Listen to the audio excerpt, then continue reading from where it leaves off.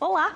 Em 1975, foi formada uma aliança político-militar entre as ditaduras do Cone Sul, com Brasil, Argentina, Chile, Uruguai, Paraguai e Bolívia. Batizada de Operação Condor, a iniciativa tinha apoio técnico e logístico da inteligência dos Estados Unidos, ou seja, a CIA. Um dos objetivos era a troca de informações entre quem fazia parte da operação para perseguir as pessoas que eram contrárias às ações desses governos. Um dos episódios mais conhecidos e emblemáticos da Condor foi o sequestro de 2 ativistas uruguaios, a Lilian Celiberti e o Universindo Dias, e 2 crianças em solo brasileiro, numa ação entre os militares do Uruguai e do Brasil. Os detalhes dessa e de outras histórias da Operação Condor a gente confere daqui a pouquinho. E ainda as estreias no cinema nessa quinta-feira. Não sai daí, que o Revista está começando agora.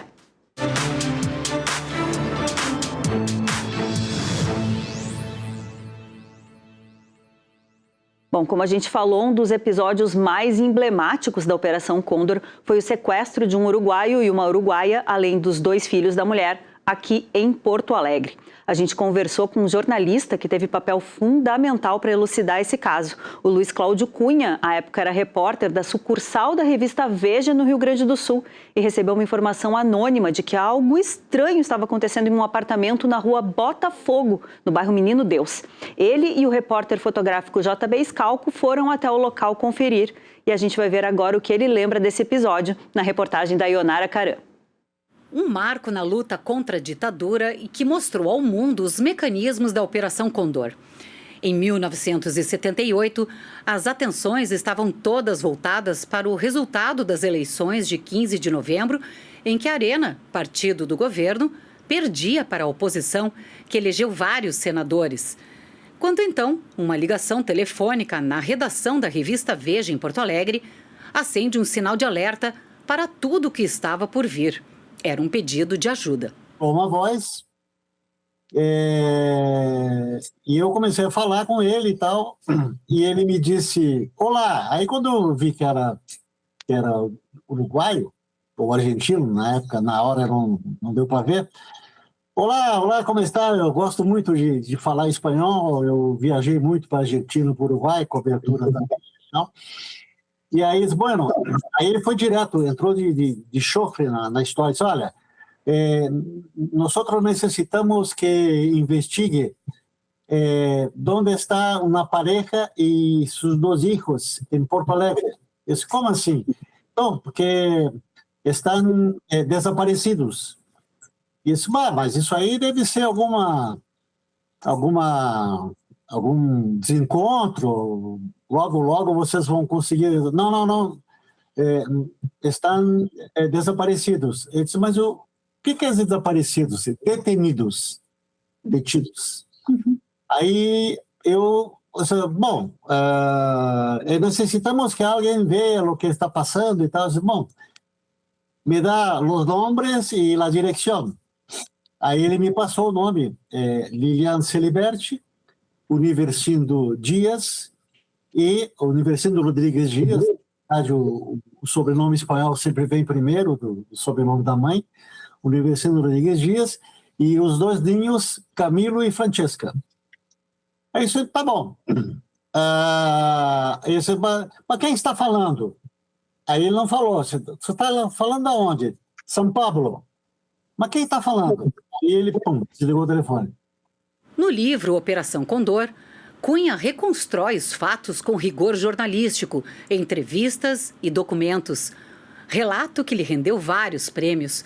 Uma mistura de suspense e denúncia, onde o autor descreve os horrores da repressão e dá voz às vítimas, transformando o livro em um testemunho histórico. Após a famosa ligação anônima, o jornalista começa então o trabalho investigativo e vai atrás do endereço e dos nomes indicados em espanhol como detenidos. Eu olho assim a anotação da mesa e está lá anotado o nome e a direção da Rua Botafogo, Menino Deus. Número 621, bloco B. Apertei na campainha, nada. Quando eu ia apertar de novo a campainha, aí a porta entreabriu e apareceu o rosto de uma morena, olho negro, meu olhar meio assustado e tal. Ela só reentreabriu a porta e ficou me olhando e eu, na hora, achei que conhecia, mas fiquei confuso. Disse, olá, nosotros recibimos ahora un teléfono de São Paulo, estamos aqui para ahora e queríamos falar, eu como educado que sou, pedir pelo homem da casa. E queria saber, o Universindo está? E ela fez assim que não e tal, mas com os olhos, e eu disse, bueno, o telefone descia para falarmos e tal, e falei rapidamente com ela, somos da editorial Abril, papapá e tal, e nesse meio tempo ela girava os olhos, assim como se tentando sinalizar alguma coisa para mim. E eu não entendia bem o que era aquilo. Ela estava tentando avisar que, estou aqui. Ela estava certamente acuada por 2 policiais que estavam segurando ela na porta. Aí, quando eu insisti na conversa, nesse meio tempo ela sai de cena, a porta escancara e aparece diante de mim no escalo 2 canos de revólver. É que nem aquela propaganda da Vale Zero. O primeiro cano de revólver a gente nunca esquece. Para Luiz Cláudio Cunha, o papel da imprensa nesse episódio foi decisivo para elucidar e denunciar o sequestro, expondo a colaboração de ditaduras sul-americanas e romper o silêncio imposto pela censura. Entre tantos casos de tortura, desaparecimentos e horrores, o sequestro dos uruguaios foi um dos poucos a ter um desfecho positivo, graças ao trabalho da imprensa. Através da pista do Scalco e com a intervenção importante do Cadão, a gente centrou fogo no Didi Pedalada, descobrimos que ele tinha saído do futebol, tinha entrado na polícia e, por acaso, estava com o PC no DOPS. Aí, começou a fechar tudo. Aí a gente descobriu, junto com organismos administrativos do Estado do Sul, Secretaria de Administração e tal, a ficha funcional dele mostrando que ele era funcionário, matrícula tal e tal e tal, ativo, funcionando e destacado e alocado no DOPS. Aí foi só a gente começar a fechar o circuito, aí botamos o Didi Pedalada na parada, identificando na Veja, que era o braço brasileiro na operação. Aí nós passamos quase um ano mais para descobrir o outro cara de bigode que me calçou por telefone, que era o suposto chefe da operação. Aí descobrimos também nas nossas investigações que era um inspetor chamado João Augusto da Rosa, codinome Irno, e identificamos o Irno e o Didi, eram os 2 caras na porta do apartamento, ou seja, era o braço brasileiro mostrando a cumplicidade do Brasil no sequestro dos uruguaios. É um caso exemplar de trabalho de investigação da imprensa como um todo, e é um trabalho que me deixa muito assim, gratificado, porque houve centenas de casos da Operação Condor, na Argentina, no Uruguai, no Chile, na Bolívia, no Paraguai, e todos eles a regra de sangue da Condor é o seguinte: um país identificava, a Argentina identificava um argentino que estava procurando no Brasil. Aí avisava o Brasil, armavam a ratoneira, localizavam o refugiado, pegavam, torturavam, levavam de volta para o seu país de origem, torturavam mais, matavam e desapareciam com eles. Essa era a regra da Condor. O episódio de Porto Alegre, entre todos os episódios da Condor, é o único com final feliz, em que a gente conseguiu sobrepujar a repressão, salvaram-se os sequestrados e a gente partiu para a ofensiva e conseguiu acusar e condenar o pessoal que tinha cometido esse crime. E para seguir falando sobre a Operação Condor, eu recebo aqui no estúdio o jornalista Milton Kogo, que é documentarista e também é diretor de Imprescindível, que conta a trajetória de Jair Krischk na luta pelos direitos humanos, E quem também está aqui conosco é o jornalista e doutor em História Marco Antônio Villa-Lobos, que produziu inúmeros programas e reportagens sobre os países do Cone Sul que integravam a Operação Condor. Oi, meninos, boa tarde. Boa tarde, Renata. Muito obrigada por estarem aqui. Não sei quem começa. Marco, tu começa. Eu queria saber de ti qual é a importância da gente revisitar essa história. Total. Bom, em primeiro lugar, muito obrigado pelo convite, né? A presença do Milton aqui, sempre muito querida. E começou em grande estilo, começou com o Luiz Cláudio Cunha, que para mim é o maior texto jornalístico do Brasil. Então a gente já começou muito bem. A operação, em 1991, eu vou falar uma coisa que não tem nada a ver com a Condor no início, tá? A gente criou aqui no Cone Sul o chamado Mercosul, né? Que era aquela união dos países do Cone Sul, né? Uma união comercial, cultural e tal. Eu te definiria a Operação Condor, essa, cujo nascimento oficial, digamos assim, foi em 75 no Chile, como o Mercosul do terror. Tá? Isso foi o Mercosul do terror. Só que assim, ó, a gente está falando em 75, mas a gente tem que voltar um pouco no tempo, né? E aí eu te diria assim, ó, vou falar outra coisa que não tem nada a ver com o tema. Eu gosto muito de música. Pela minha idade, até eu gosto muito de rock, mas eu gosto muito de música clássica também. Orquestra, né? E até não é o melhor exemplo, porque eu acho que não existe uma orquestra ruim, né? Imagina uma orquestra horrorosa, horrível, horrível.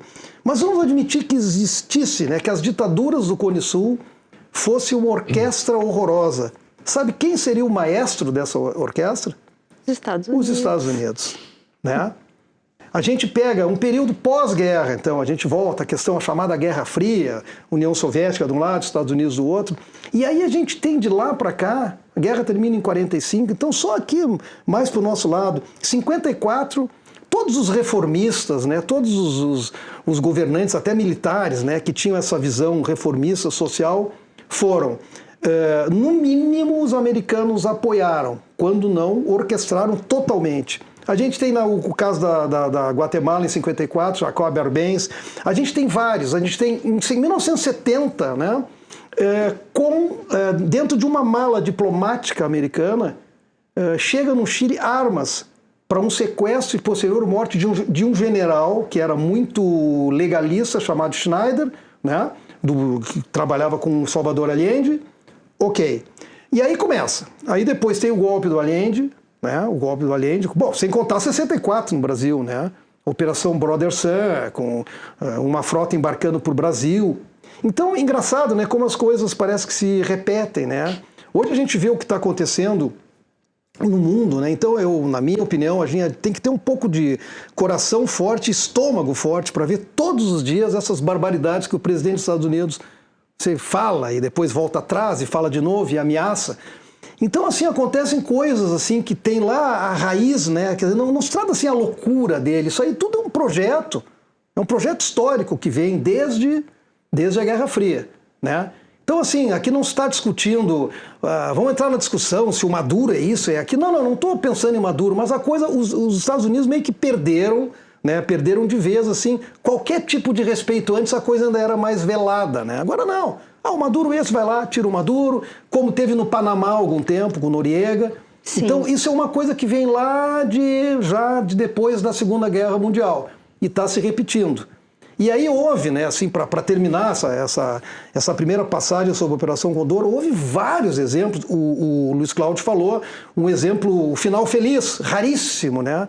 Mas o que houve assim de gente, sabe? O que houve de gente que foi morta, gente importante. O presidente da Câmara dos Deputados do Uruguai, Héctor Ruiz, foi morto em Buenos Aires em 76. O senador Michelini foi morto, tirado de um hotel no centro de Buenos Aires em 76. O Carlos Prates, que foi o comandante do exército do Salvador Allende, foi morto na Argentina em 74. E chegou a um ponto em que, em 1976, o ex-chanceler do Salvador Allende, Letelier, o cara foi morto em Washington. Em Washington, cara, em pleno Estados Unidos, jogaram uma bomba que o carro do cara parou no segundo andar. Então essa nossa orquestra, né, toda torcida, né, ela tem esse maestro que está por trás de toda essa situação que são os Estados Unidos. Milton, deixa eu te perguntar uma coisa. Quando tu começou a fazer pesquisa sobre o tema para fazer os documentários, né, o que te chamou mais a atenção nessa engrenagem que o Marquinhos estava descrevendo? É que na realidade a gente até pela função jornalística, né? A gente já acompanha isso eu entrei em 79 na TV, já em 80 a gente foi para o Uruguai, casualmente com o Marco aqui para fazer uma cobertura lá. Então isso já está mais ou menos no sangue, né? Porque se fala Operação Condor, né? Se fala em 75, mas ela é bem antes, já começou. E o Brasil, na realidade, a atuação do Brasil é mais ou menos aquele cara que dá o tapa e esconde a mão, porque tem muita culpa no cartório, né? Não sei se posso não. O Brasil não assina, também. O Brasil não assina essa ata em 75. 75. Entendeu? Não assina. É uma participação extraoficial. Se eu não me engano, o embaixador mandaram para Montevidéu, embaixador Pio Correia. Então, esse cara, ele orquestrou e começou a organizar essa parte de inteligência já com uma expertise brasileira, né, para organizar toda a operação, quando ela se dividiu em 3 partes, né? Primeiro essa organização, aí depois começaram, né, a parte de tortura, disso, e numa terceira parte começaram a matar, que ainda ia até não só nos próprios países da América Latina, para Europa, procurar, eles formaram um grupo especial que iam para capturar pessoas específicas, né? E em relação ao documentário, né, da importância do Jair, às vezes a gente talvez aqui não se deu o devido crédito, né? Mas o Jair é um gigante, ele é muito grande, sabe? O trabalho dele foi fundamental nessa questão da Operação Condor, né, da ditadura, salvou muitas pessoas, né, nessa época. Então isso me levou a isso no momento que eu fui fazer uma homenagem no Uruguai, onde ele é respeitadíssimo. E não só, né, no Uruguai, o Jair, quem vai para a Argentina, para o Chile, para o Uruguai, ele é assim, sabe, ele é adorado pelas pessoas. Vocês acreditam que ele é o personagem que sintetiza esse período histórico? Na reação aqui, assim, é um dos mais importantes, sabe, é um dos mais importantes. O Jair, tem pessoas importantíssimas nisso aí, o Rabino Soibel, né? Que no final entrou para a história como, lembra, o cara que roubou uma gravata, deu um surto. Alguém vai dizer, se o cara é pobre, o cara é ladrão, se o cara é rico, ele é cleptomaníaco. Não, o cara deu uma surtada e quando viu apareceu com uma gravata e bateram uma foto, o cara estava meio fora do... Isso é importantíssimo, eu acho que se fazer justiça, né? Porque me parece que esse é um personagem da estatura do Jair, vamos dizer assim, porque só para que se entenda o que aconteceu... Quando o Vladimir Herzog foi morto, né, o Vladimir Herzog era judeu. Eu não entendo nada de religião, tá? Mas isso é fato, que um judeu, quando ele se suicida, por uma questão da religião, que eu não entendo, ele não pode ser enterrado, né, no mesmo... Tá, eu sou judeu, tu é judia, tu morreu de morte natural, tu vai para um canto e eu me matei, eu vou para o outro, né? E aí, quando o Rabino Soibel, ele simplesmente disse assim, não, ele enterrou o Herzog aonde as pessoas normais, vamos dizer, eram enterradas. O que ele está dizendo com isso? Não, esse cara não se matou. Se ele tivesse se matado, ele era um rabino, acho que pela questão religiosa, mas ele fez isso. Então tem essas pessoas. O Dom Helder Câmara, que curiosamente, quando era jovem, era um integralista, era um cara de direita e virou no que virou. O Dom Paulo Evaristo Arnes. Eu coloco o Jair nesse nível, assim. Desse nível para mais. Porque o Jair continua, né? O Jair é um homem de quase 90 anos e é incansável até hoje, né? Então... A gente, inclusive, conversou com o Jair, né? A gente foi conferir com ele como foi a criação do Movimento de Justiça e Direitos Humanos aqui no Rio Grande do Sul. Confere o que ele nos contou. A ditadura já havia anunciado que no dia 31 de dezembro cessaria a vigência do Ato Nacional número 5. O que era o Ato Nacional número 5? Era a possibilidade da ditadura prender qualquer um de nós, sem nenhuma fundamentação, ficarmos realmente desaparecidos por dias, sem acesso a advogados, sem acesso à família. Então eles anunciavam que ia terminar. Nós, nesse grupo, fazíamos discussões, dizendo, bom, se realmente terminar, nós vamos assumir publicamente quem somos. E planejamos, e aconteceu. No dia 31 de dezembro de 78, cessou às 5. Nos primeiros dias de janeiro, nós começamos a nos reunir, né, convocando pessoas para realizado num seminário de Justiça e Direitos Humanos, um seminário, que aconteceu em março. E a questão do sequestro dos uruguaios está, né, em plena discussão. Em março fizemos seminário, ao final do seminário propusemos, eram 123 participantes, propusemos, quem sabe se cria uma organização da sociedade civil chamada Movimento de Justiça e Direitos Humanos. Foi aprovado. Milton, quando tu fizeste o documentário com o Jair, o que te chamou a atenção nos relatos dele sobre a atuação do movimento na Operação Condor? Na realidade, assim, ó, por exemplo, o que me chamou a atenção na cobertura, né? Porque eu comecei vamos dizer assim, a perseguir o Jair, né? E aí eu tenho alguns depoimentos que tá no documentário, por exemplo, um argentino ali. Estamos passando algumas imagens. O Jair foi gigante, né? Salvou o cara, né? Tem o outro que é o Cláudio Bennett, né? Ele salvou toda uma família, né? Então, isso aí é de uma importância e de tu conviver com essas pessoas, de tu estar ali, tu vê a importância, né, que ele teve, né?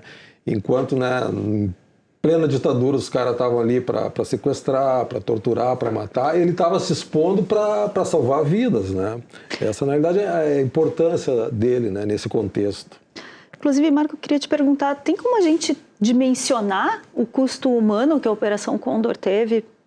Olha, assim, são duas coisas, né? Se a gente pegar o conjunto das ditaduras, porque vamos fazer uma separação assim, o terrorismo de Estado doméstico, vamos dizer assim, e o terrorismo de Estado multinacional, vamos dizer, né? Que a Operação Condor é uma multinacional do terror de Estado.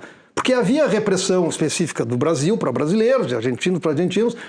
Assim, mais ou menos se estima assim, que diretamente pela operação, né? Ou seja, aí essa coisa de Uruguai ser sequestrado aqui, argentino ser sequestrado no Uruguai, enfim. Por exemplo, tinha, para tu ter uma ideia, tinha uma oficina mecânica em Buenos Aires chamada Mecânica Orletti, que era uma mecânica mesmo de fachada, mas na verdade era um centro de tortura. E vários uruguaios foram levados para lá e depois muitos levados para os chamados voos da morte. Os caras eram sedados e jogados do avião, né? Então, assim, se a gente pegar os números, o Chile foram mais ou menos 4.500 mortos, a Argentina 30.000 mortos e desaparecidos, o Brasil lá 500 e pouco, o Uruguai 300 e tal.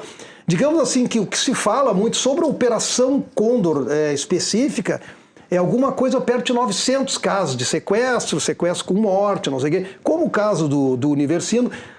Outro dado interessante, assim, algumas coisas que não são conclusivas, mas a gente teve uma certa coincidência, né, que houve aquelas 3 mortes muito seguidas do João Goulart, né, do Carlos Lacerda e do Juscelino Kubitschek.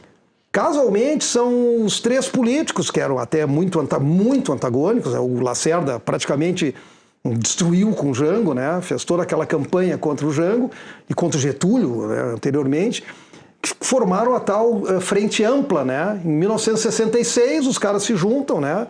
Até foi uma iniciativa do Lacerda.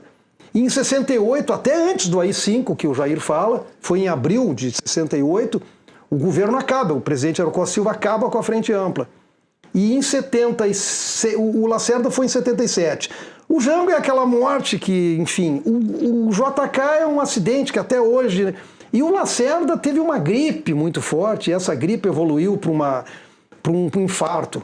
Então, que até hoje é uma coisa meio... Né? Então, são os nomes. Aí, sem contar os outros que eu falei, importantes, como generais, como ministros, que não era... Pegava também, né, dos altos escalões até o pessoal, enfim, que não tinha cargo, não sei o quê. Mas, assim, a gente coloca, no mínimo, essa coisa transnacional, vamos dizer, né? 900 pessoas, fora o que é, como eu te digo, eu vou chamar de ditadura doméstica. Não, brasileiro torturando e prendendo brasileiro, argentino fazendo isso com argentino, e por aí vai, né? Interessante tu trazeres essa questão da Frente Ampla e dessas mortes, porque foi lançado um filme agora há pouco, e a gente vai falar sobre ele no finalzinho mais do programa também, que aborda exatamente esse tema. Eu acho até interessante, tu me permite, pegando o teu gancho, que o cinema brasileiro parece que meio que deu uma... O cinema argentino saiu muito na frente, né? Mas agora a gente tem alguns bons exemplos aí, né? Que abordam, né? Até oscarizados e premiados, essa coisa toda, né? Exato. Aí, então, a gente trouxe alguns filmes aqui nos nossos cartazes, né, que falam exatamente desse período.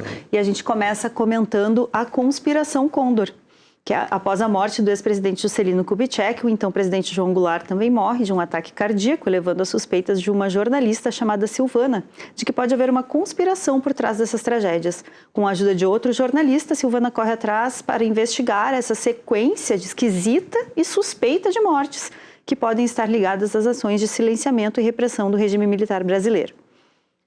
Fico te devendo uma carta sobre o Brasil.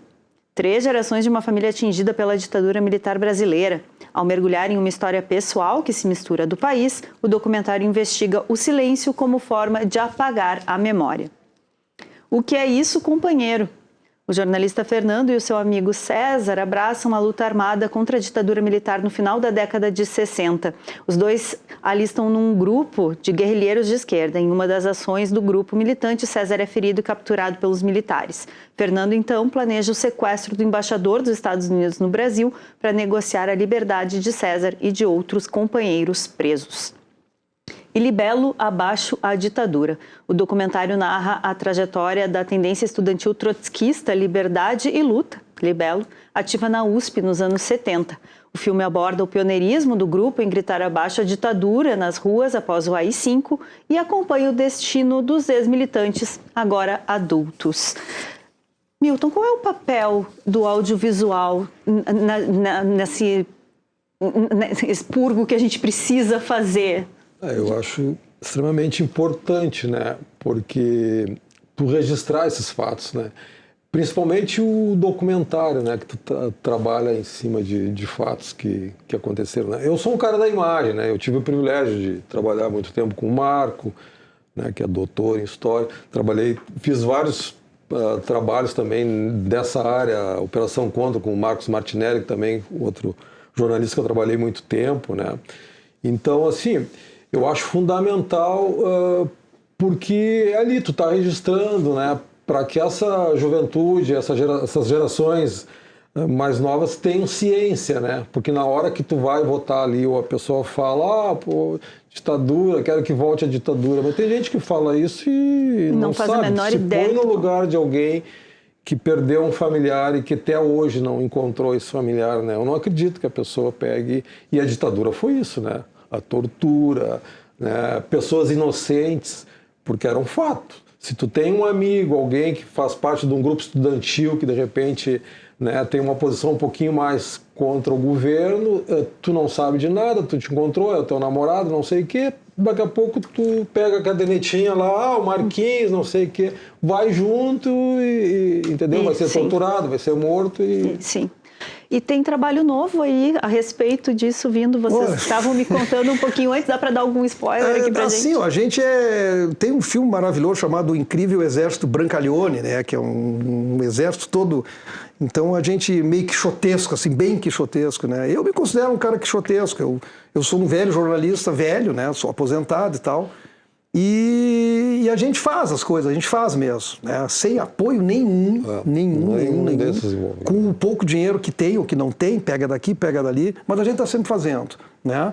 Teve esse documentário do Milton, que ele me convidou para... Só para um parênteses assim, importante, e principalmente esse do Jair, a intenção foi realmente não se utilizar grana nenhuma.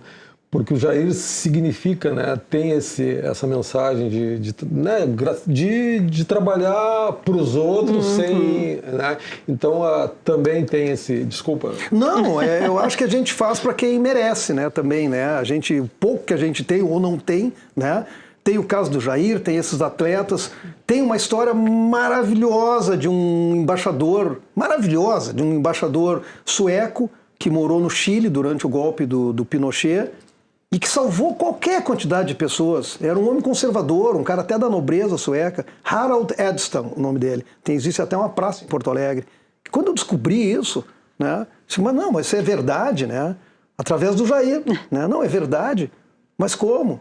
né? Mas como é que nunca se contou aqui no Brasil isso? Aí aquelas coisas, quando a gente não consegue fechar, porque o Milton o Milton é um profissional de altíssima qualidade, mas às vezes ele não tá, ele tá num lado, eu tô no outro nessa época. E aí assim, não, eu vou fazer isso, eu tenho que fazer, né? Eu não vou ganhar nada, pelo contrário. Aí imagina, meu filho é piloto de avião, né? E virou cinegrafista da produção, tu entende? Uma coisa, e o Milton me emprestou uma câmera, Marquinhos, essa câmera está estragada, ela vai começar não sei o quê, sabe? Até assim, me permite um momento assim a gente tá falando coisa tão triste. Meu filho é piloto de avião, como eu te falei, eu fui fazer uma entrevista com ele de cinegrafista ali, com uma avó da Praça de Maio, isso num outro documentário, na abuela, 93 anos, tá? E eu tô falando ali, a senhora tá falando, de repente eu olhei com o canto do olho assim, a câmera tava... Puta, mas o que houve, né? Ele só fazia assim. Daí ele olhou e disse assim, eu nem no avião eu tinha visto tanta luzinha piscando, parou tudo, entendeu? E assim a gente vai, né? E vai continuar, a gente vai. Então isso aí, a gente, acabei desviando, a gente tá pensando, a gente deve ir a Montevidéu, agora no final de maio, para fazer um documentário, eu teria que gastar muito tempo para contar, mas sobre um fotógrafo maravilhoso, que é um cara que nasceu no Marrocos, no tempo que o Marrocos tem 93, 94 anos. Quando o Marrocos pertencia à Espanha, veio para o Uruguai na década de 50, e é uma história linda, isso eu posso dizer, e romanesca, assim, então, é uma história romanesca. E a gente tem que fazer. E quando ele estiver pronto, vocês trazem ele aqui pra gente conversar sobre ele. Vamos embora. Por isso, mais um sucesso de bilheteria. É isso aí. Gente, muito obrigada, foi incrível estar aqui com vocês. As nossas portas estão sempre abertas para vocês. Obrigado, Renata. Obrigado para vocês. Bom, hoje é Dia Mundial do Livro. A data foi criada pela Unesco em 1995 para incentivar a leitura e homenagear autores. E nós convidamos alguns escritores gaúchos para falar sobre a importância da literatura. Confere só o recado do escritor Tiago Maria, do Coletivo de Escritores Negros. Salve, galera! Aqui Tiago Maria. Vim aqui falar rapidinho para vocês sobre a importância dos livros e da leitura na nossa vida. Já parou para pensar por que bons leitores assustam tanto? Bons leitores assustam tanto porque é muito difícil enganar um bom leitor. Um bom leitor não cai assim tão fácil em fake news, por exemplo. Através dos livros, eu posso organizar algumas situações que talvez eu ainda nem tenha vivido, como o amor, a morte, as traições, as maravilhas da vida. A literatura nos prepara para situações que a gente ainda nem viveu, tirando o fato de que bons leitores se comunicam melhor. Feliz Dia do Livro, um abraço, galera. Obrigada, querido. Agora a gente faz uma pausa e na volta te mostra as estreias da semana nos cinemas. É já já.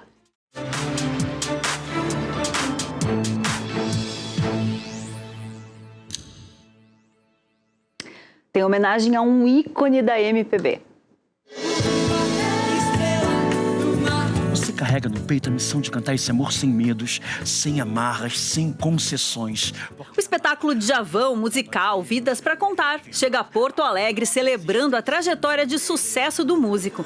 O elenco se desdobra em múltiplos personagens que representam figuras centrais da vida pessoal e artística do cantor e compositor, embalados por clássicos da carreira do artista, como Oceano, Meu Bem Querer e Luanda.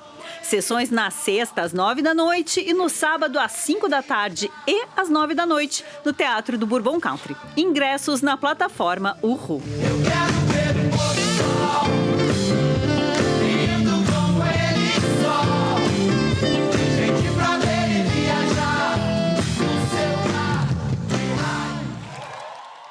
E também tem show de um novo nome da música. Chegou um médico e nem se apresentou. Entrou na sala e já foi dizendo assim: doutor, essa febre não quer sair de mim. Meus termômetros marcam 50 graus. Marina Mello apresenta um show intimista, cantando músicas do mais recente disco e também de trabalhos anteriores. O show terá participação especial da cantora e compositora Thaís Prado. Tudo a partir das 7h30 da noite no Café Mal Assombrado. Ingressos disponíveis no Simpla.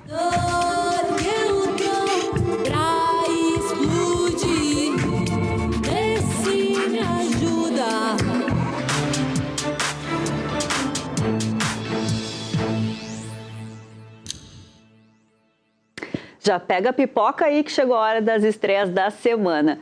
O maior artista pop de todos os tempos finalmente ganhou uma cinebiografia. Com direção de Antoine Fuqua, Michael chega às telas nessa quinta-feira.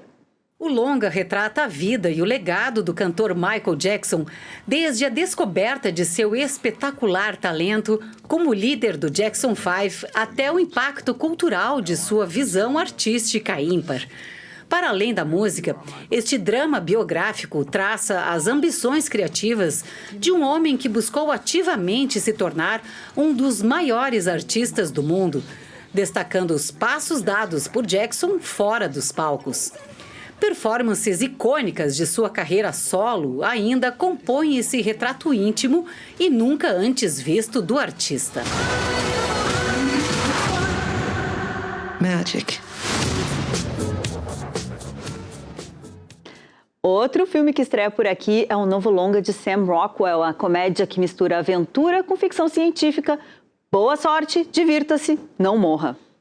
Numa noite em Los Angeles, um homem que afirma ser do futuro surge no meio de um jantar e faz reféns os clientes de uma icônica lanchonete de Los Angeles, com a desculpa de que precisa recrutar um grupo disposto a ajudá-lo a salvar o planeta de uma inteligência artificial ameaçadora. O filme é o mais novo projeto do cineasta Gore Verbinski, diretor da aclamada saga Piratas do Caribe. It's gonna be okay, or it's not, I don't know.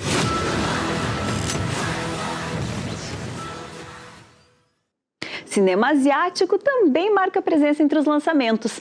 Terra à Deriva 2, Destino. No filme, acompanhamos as tentativas da humanidade de salvar o planeta após o Sol em expansão ameaçar engolir a Terra. Cientistas buscam, então, uma forma de construir grandes motores capazes de mover a Terra para longe do perigo. Nessa jornada, que levará mais de 2.500 anos até a Terra chegar ao seu novo sistema, o Alpha Centauri, conflitos de interesse colocam em perigo os planos desse percurso. Enquanto o público está a favor de iniciar um projeto capaz de digitalizar a vida e a consciência humana através da tecnologia, um cyberataque coloca a perder toda a missão. Entre testes e discussões, será preciso dar um passo à frente para que seja possível ganhar essa corrida contra o tempo. The biggest impediment for survival is never weakness. E para finalizar, o maior clássico do diretor italiano Dario Argento ganha uma reexibição especial, Suspiria. Suzy é uma jovem americana que chega em Fribourg para fazer cursos em uma academia de dança de prestígio. A atmosfera do lugar, estranho e perturbador, acaba surpreendendo a garota. Quando uma jovem estudante é assassinada, Suzy entra em estado de choque. O ambiente fica ainda pior quando o pianista cego da academia morre atacado por seu próprio cão. A jovem descobre que o local já foi a casa de uma bruxa conhecida como a Mãe dos Suspiros.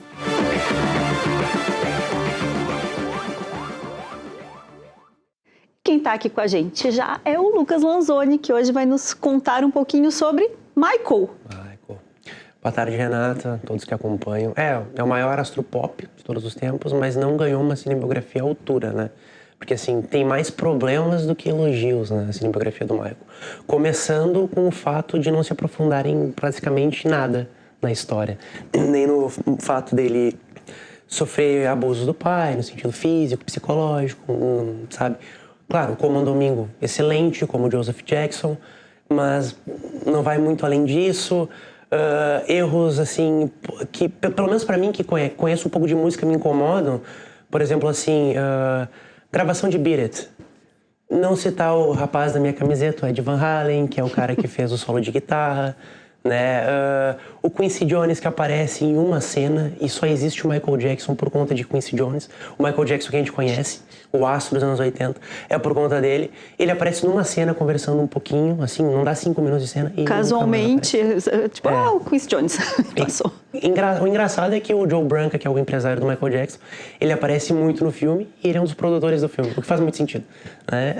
Então, assim, é uma biografia que reconstitui momentos importantes do Michael Jackson, né? A primeira vez do Moonwalking, no aniversário da Motown, a gravação de Thriller, que aparece o John Landis também, que é bem legal para quem conhece o diretor, até o ensaio de Beat It. Mas, assim, é só isso, sabe? É um Bohemian Rhapsody do Michael Jackson. Puxa. Eu li algumas coisas a respeito, porque ainda não tive a chance de assistir o filme, mas parece que da metade para o final, o terceiro ato vira quase que um grande videoclipe. Sim. É isso mesmo? Sim, é basicamente isso. São cenas de música, é um monte de take em cima do Moonwalk, sabe? Ele é a turnê dos Jackson 5, que ele faz forçadamente pelo pai, né? A Victor's Tour, em 84. E é isso, é música, música, música, e o aprofundamento dentro da história do Michael Jackson não existe. Quem interpreta o Michael nesse filme é o sobrinho dele, né? Filho do Jermaine Jackson. Sim. Qual é o impacto? É o primeiro trabalho como ator desse menino. O que tu achou da performance? É impressionante. Ele vai muito bem. Fisicamente, ele tá igual ao Michael Jackson daquele período, né? Ele canta... A parte de cantar é uma mistura da voz do Michael Jackson com a dele, como fizeram com o Jeremy Lloyd no Bruce Springsteen. Então é muito legal. Esses dois atores, tanto o Jafar Jackson e o Comando Domingo, são as melhores coisas do filme, sabe? O problema é a história. E é estranho, porque o diretor é muito bom, né? Tu leu ali o Fuqua, ele tem grandes filmes na carreira, né? Dias de Treinamento, o próprio Lágrimas do Sol, do Bruce Willis, é um filme que eu gosto muito. Rei Arthur eu acho ruim, mas fez sucesso na época. A gente não acerta todas, né, Lucas? A série do Equalizer também, com Denzel Washington. Só que o filme é muito fraco, assim, eu fiquei bem decepcionado. Eu pensei que ia ser algo muito grandioso. E ele ainda por cima dá um gancho pro final, né? O filme termina em 88, ele com o Michael cantando Bad, em Londres, e dá um gancho que a história continua. Então, assim, acredito que os anos 90 do Michael Jackson foram bem turbulentos, os anos 2000 também. Então, assim, se eles já não se aprofundaram nos anos 80, imagino que em todas as polêmicas dos anos 90 e 2000 eles também não vão se aprofundar. Então vai ser bem chapa branca também. Mais ainda do que esse aí já parece ser, né? Por outro lado, a gente tem um clássico voltando, né? Sim. Dario Argento de volta com Suspiria. Dá um calorzinho no coração poder assistir esse é interessante esses filmes que voltam ao cinema, porque eu quando assisti esses filmes, assisti em DVD, né, que é a pior versão possível, né? DVD hippie. Então poder assistir de maneira remasterizada, né? Assim, esse filme é muito importante, as luzes, que é uma marca do filme, e também do Argento, né? Então assim, quem puder assistir vá, porque é o primeiro filme da trilogia das bruxas do Argento. Então fica pedido aí, vai no final de semana, leva, não digo a família, mas leva a mulher, o namorado, enfim, que é um bom passeio. Só não leva as crianças, por favor. E se possível, evita a refilmagem. Se tiver tempo livre para perder, assim, longas 3 horas, fique à vontade, mas é melhor assistir o original, né, do Argento. Lucas, muito obrigada. Eu que agradeço. Te espero aqui na próxima quinta. Até. Bom, a escritora gaúcha Isabete Fagundes Almeida também deixou um recado especial para a gente com direito a uma poesia sobre o Dia Mundial do Livro. Confere. 23 de abril, Dia Mundial do Livro. E eu estou como? Feliz, porque foi a partir da leitura que eu abri a minha mente e foi através da leitura que eu comecei a ter argumentos. Eu vou ler uma poesia que eu fiz para esse dia. Espero que vocês gostem. Voar sem sair do lugar, libertar-se, abrir a mente, percorrer um acervo diverso e cheio de imaginação. Viajar por um mundo de realidades e questionamentos, aprendendo, amadurecendo os conhecimentos. Ler é partir e nunca voltar igual. Ler livros liberta. Pense nisso. Muito lindo. Quem matou Juscelino Kubitschek? Quem matou João Goulart? Essas são as perguntas que movem o filme A Conspiração Condor e a gente confere mais daqui a pouquinho, logo depois do intervalo. Fica por aí.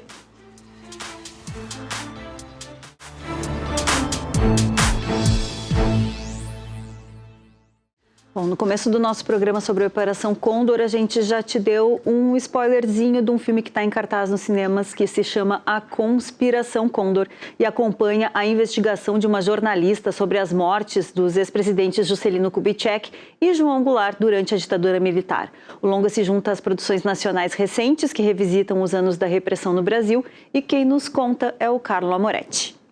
Quem matou Juscelino Kubitschek? Quem matou João Goulart? Essas são perguntas que movem o filme A Conspiração Condor. Dirigido por André Sturmi, o longa propõe uma reflexão sobre um dos períodos mais sensíveis da história recente do país, combinando tensão, investigação jornalística e fatos históricos em um suspense político. A ideia era criar esse suspense, criar essa expectativa de que algo pode acontecer errado, e que tem essas pistas. Tem essas mortes, tem essas desinformações e essa personagem determinada a descobrir a verdade. JK, Jango e Lacerda. A sequência de mortes de figuras importantes da política brasileira despertou o processo criativo do diretor André Sturmi. Entre a morte do Juscelino, do Jango e do Lacerda, haviam se passado apenas 9 meses e os 3 tinham tido mortes estranhas. Se tivesse sido só uma, era azar. Mas as 3 mortes dos 3 principais líderes do país, da sociedade civil, no momento em que a gente tinha uma eleição ali no ano seguinte, primeira eleição importante do país, para mim, nasceu ali a ideia. Protagonizado por Mel Lisboa, Conspiração Condor conta a história de Silvana, uma jornalista que passa a questionar as versões oficiais das mortes dos 2 ex-presidentes brasileiros em 1976. Meu nome é Silvana, eu sou jornalista do Notícia de São Paulo. Você estava no ônibus que fechou o carro do JK, é verdade? O que eu sei de carro, né? Sei é nada. Agora, estão falando na TV que o ônibus bateu no carro, bateu nada. JK morreu em um acidente de carro em agosto de 1976. Já Goulart morreu de um infarto 4 meses depois. Você acha que você é a única jornalista pensando nisso? Não, mas talvez eu seja a única que saiba que o acidente do JK foi um acidente, não. O longa tem cenas baseadas em fatos reais, mas é da ficção que nasce a investigação sobre as mortes dos ex-políticos brasileiros. Então, por isso que eu quis fazer um thriller, eu quis fazer um filme em que a pessoa se envolvesse com aquela história e, por se envolver com aquela história, ela refletisse sobre os fatos, né? Mas os fatos não estão à frente da narrativa. A narrativa é o ponto principal. A trama levanta a hipótese de ligação dos casos com a Operação Condor, aliança de repressão e vigilância coordenada por países latino-americanos, com apoio dos Estados Unidos durante o período das ditaduras militares. Então a gente trouxe todas essas informações para o filme para, de novo, para ser um filme verossímil, um filme que prendesse a atenção das pessoas e que quando elas saíssem do cinema, elas continuassem conversando a respeito o que será que foi, o que não será que foi. 2 ex-presidentes que articulavam uma frente ampla, mortos no intervalo de 100 dias. Um não teve nem autópsia. E tem mais, ano que vem as eleições. Imagina os 3 liderando uma oposição. Entre fatos e hipóteses, a Conspiração Condor não entrega respostas definitivas, mas reacende perguntas importantes para a história do país.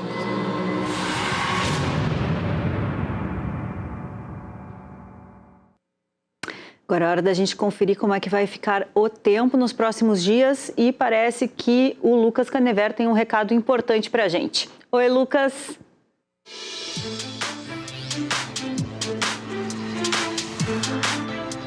Oi, Renata. Olá para você também que nos acompanha diretamente do estúdio do Tempo da Rede RS.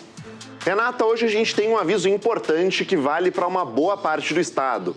O Instituto Nacional de Meteorologia emitiu um alerta de tempestades que devem trazer uma grande quantidade de chuva para o Rio Grande do Sul. Já está chovendo pelo território gaúcho desde cedo, mas ao longo da noite a instabilidade vai avançar em direção a Porto Alegre, a Serra Gaúcha e também ao litoral norte. Na sexta-feira, o cenário muda de escala.